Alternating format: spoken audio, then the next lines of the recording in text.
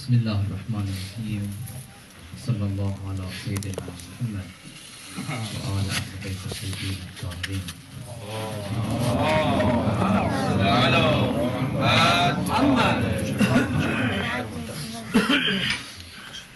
Merciful Allah, spare me long enough so I may complete my mission. In remembrance of his undying love and loyalty to his and our master Abu Abdullah Hussain, strengthen your love and loyalty with salawat ala Muhammad wa ala Muhammad. Allahumma salli ala Muhammad wa ala Muhammad wa ajil farajah.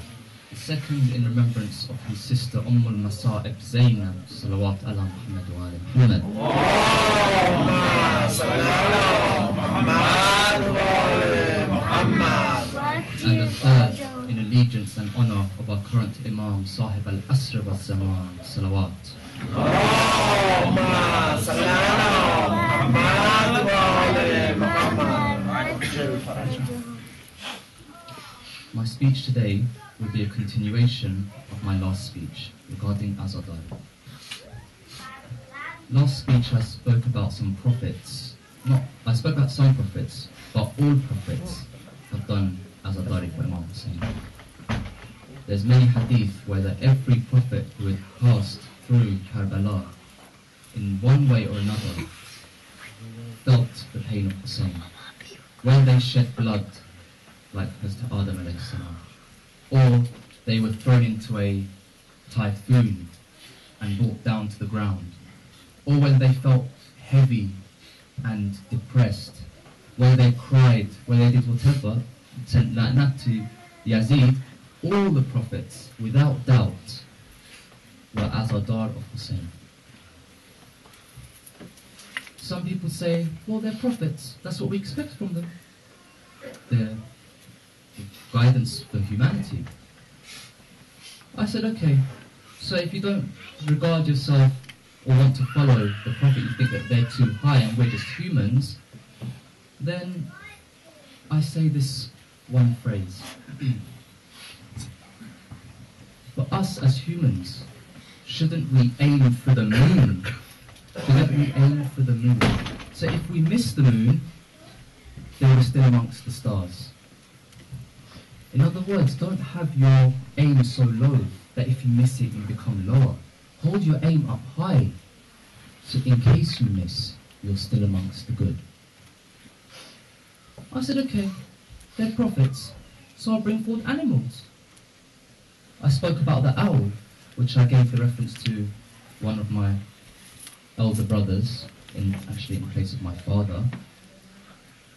And we spoke about how this owl understands the term Kulli Yawmin Ashura Kulli Ardin Karbala better than me and you.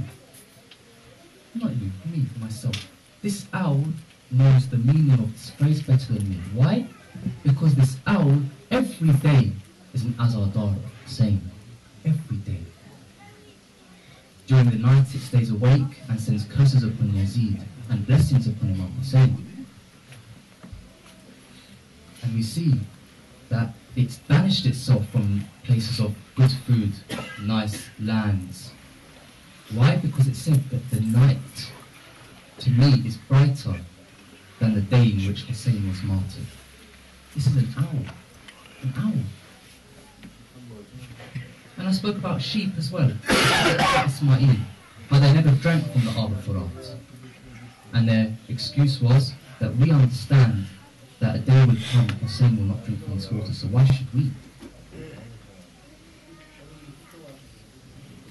Now, if some of you attended the previous lectures, I gave an ayah, أعوذ بالله من الشيطان الرجيم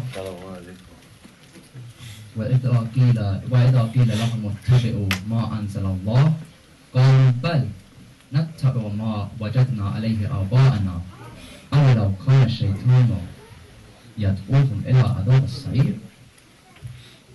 And I explained this. I said that this Allah here is shaking us. He's saying, when you tell them, follow what Allah has revealed, what do they say? They say, no, bad. We will follow what our forefathers followed. And then Allah says, okay, you follow what your forefathers followed, even if it's the path of the shaitan and he's taking you to a punishment. Even if this, wake up, use your logic. I then also went on to say that this ayah is a very good example of someone called Yazid, which we are all familiar with. How he followed his father, Muawiyah. How Muawiyah was very political in his stance against the Ahlul Bayt alayhi salam. Yet Yazid was not so political, he did it openly. What was their religion? What was their beliefs? لَيُطْفِئُوا نُورَ اللَّهِ. This was their religion, this was their belief. To extinguish the nur of Allah, the light of Allah. What does that mean? Does that mean they wanted to put their hands in front of the sun and stop the sun coming onto the earth? Or to extinguish the moon? No. Nur Allah here means guidance of Allah. Who were the guidance for humanity? None other than the Ahlul Bayt himself. How did he do it? How did he extinguish this light? Sometimes, in nowadays terms, if I would say turn off the light, you'd go and you'd turn the switch off, and the light would turn off. Sometimes no. Sometimes when you want to turn the lights off, you go to the power box, the electrical sockets, and you snip the wires. This also turns the lights off. Another way, you may take a brick and smash the bulbs. This also turns the lights out. We have several ways of turning lights out. It's not one way. The same way that there's also very political ways. Like instead of turning off the light, you let the light shine, but you come and you tie a band around people's eyes so they can't see the light. This is another way of turning out the light. Yazid, no. Yazid, his way of turning out the light was to kill Imam Hussain, was to trample the bodies in Karbala, was to punish the ladies and the children, was to set the tents alight. This was his way. This was his way of doing it. But it's not just back then. You may say that's the times of Jahiliyyah. It's ignorant times. Of course they do such things. We expect it from them. I want to show you something. A proof that this ignorance still lies today. And the Lutfa'u Nur Allah still lies today. Everybody take a good look at this. This is what's left of a book. What book? A book that holds none other than fatwa of Maraja. Not my opinion. Not XYZ's opinion. Fatwa of Maraja. Learned men. Men that have studied Islam longer than I've been alive. If anyone knows Islam, it's these men, not me, not you. These men of learning have come and written these things. And this is what happens to it. This is what it gets. Is this what this book deserves?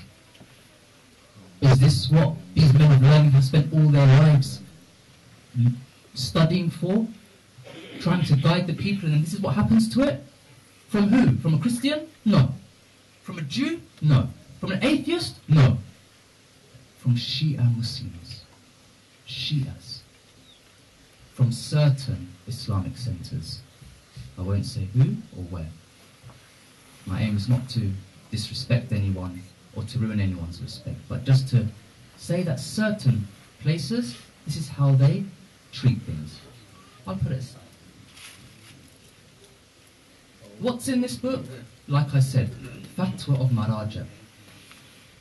And there is a copy outside on the fireplace as you're walking out. If you want to read it, you are free to take one. They're free, we're not selling them. They're here purely for educational reasons. Whoever wants to read into it and see what's in this book, what is in this book that deserves to be ripped up like this, then please educate yourselves and see. And then you decide whether it deserves this kind of treatment. This kind of treatment that the name of Ya Qamar Bani Hashim is on it. And look at how they've ripped it.